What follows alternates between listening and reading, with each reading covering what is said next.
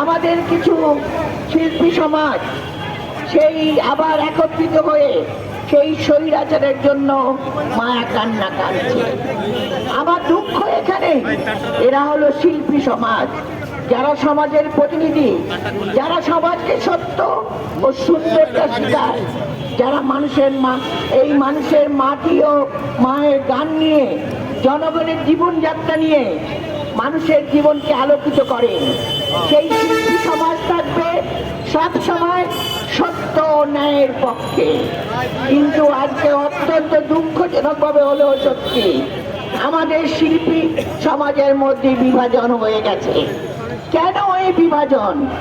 আমি শুধু বলতে চাই, যারা আজকে কান্নাকাটি করছেন তাদেরকে বলছি যে আপনারা কি সেদিন জনসাধারণ থেকে বিচ্ছিন্ন হয়ে তৎকালীন স্বৈর সরকারের বিভিন্ন সুবিধা নিয়ে আপনারা সেদিন সুবিধা নিয়ে নিজের আত্মসুখ উপলব্ধি করেছেন এবং নিজেদের সম্পদ গড়ে তুলেছেন?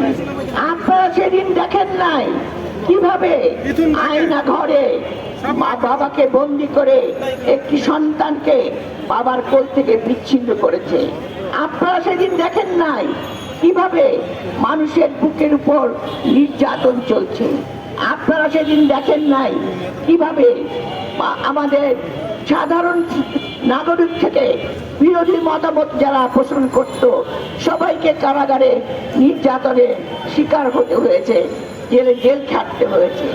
আপনারা সেদিন দেখেন নাই দ্রব্য মূল্যের সেই ভীষণ অবস্থায় সিন্ডিকেটের কারণে সাধারণ জীবন ঢুকে ঢুকে মরেছে? কারণ আপনারা তো মানুষকে বিশ্বাস করেন না।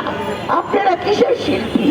আপনারা নিজেদের সম্পদ গড়ার জন্য আপনারা সেদিন কাজ করেছেন, বিভিন্ন রকম ভাবে অকল্পনীয় সমস্ত তুলে ধরেছেন। কিন্তু সমাজের যে সত্য কথা, সমাজের যে সুন্দর প্রতিচ্ছবি, সমাজের যে গণতন্ত্রের অভিযাত্রা, কোনোটাই আপনারা রাখেন নাই। কাজেই আজকে আমরা বলতে চাই, 5ই আগস্টে যে 24-এ যে গণ অভ্যুত্থান হয়েছিল, সেই গণ অভ্যুত্থানে ছাত্র, যুবক, শ্রমিক, জনতা, নারী, পুরুষ, শিশু সকলে সেদিন নেমে এসেছিল। সকলের বুকে আহাজারি ছিল। সেদিন শিশুকে হত্যা করা হয়েছে, আমার ছাত্র ভাইদেরকে হত্যা করা হয়েছে। গুলি করে আপনাদের সেই দোসর, আপনাদের স্বৈর সরকার, সে পালিয়ে যেতে বাধ্য হয়েছে সেই গণ অভ্যুত্থানের ফলে।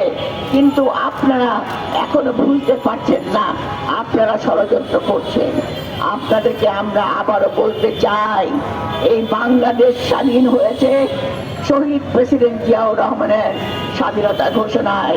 তিনি মুক্তিযুদ্ধ করে দেশকে স্বাধীন করেছিল। শুধু তাই নয়, রণাঙ্গনে যে যুদ্ধ করেছে বাংলাদেশকে দিয়েছিল উপহার। এদেশে ঘরে গিয়ে নিয়ে গিয়েছিল দেশের একটি বেগম খালেদা জিয়া, যিনি ওই স্বৈর সরকারের কবলে পড়ে, যাকে মিথ্যা মামলায় গত 18টা বছর ঢুকে ঢুকে মৃত্যুর সঙ্গে পাঞ্জা লড়তে হচ্ছে। কিন্তু তিনি এখনো আপোষ করেন না। তার একটাই কথা, এদেশের জনগণ আমার সন্তান, আমি মরলে এদেশেই মরবো, সন্তানদের অধিকার। তাই তিনি একটি কথায় বলে গেছেন জেলে যাওয়ার সময়, দেশ বাঁচাও, মানুষ বাঁচাও। আজও তিনি গণতন্ত্রের জন্য লড়াই করছেন। তিনি কিন্তু আপোষ করে অনেক আগে সরকারে বসতে পারতেন, কিন্তু তিনি তা করেন নাই। তাই তাকে মিথ্যা মামলায় আজকে তিনি এই অবস্থায়, আজকে বিভিন্ন অংশকে তিনি জর্জরিত।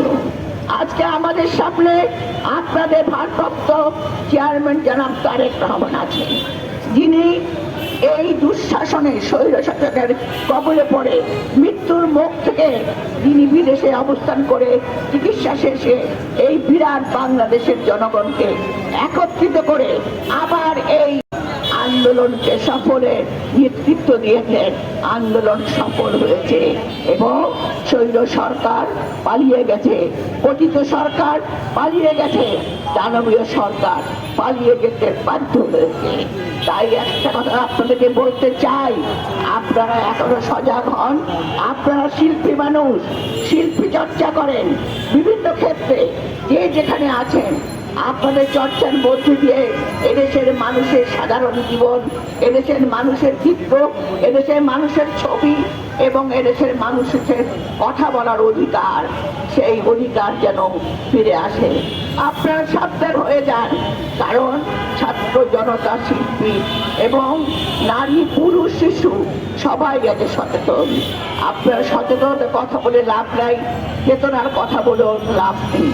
মুক্তিযুদ্ধ চেতনার কথা বলে বাংলাদেশকে শোষণ করেছেন এই আপনারাই, আপনাদের সহযোগে আপনাদের সরকার। তাই আমরা বলতে চাই, এই প্রতিবাদী এই শিল্পী সমাজ যারা আজকে এখানে দাঁড়িয়েছে তাদেরকে বলতে চাই, আপনারা সব সময় অন্যায়ের বিরুদ্ধে সোচ্চার থাকবেন।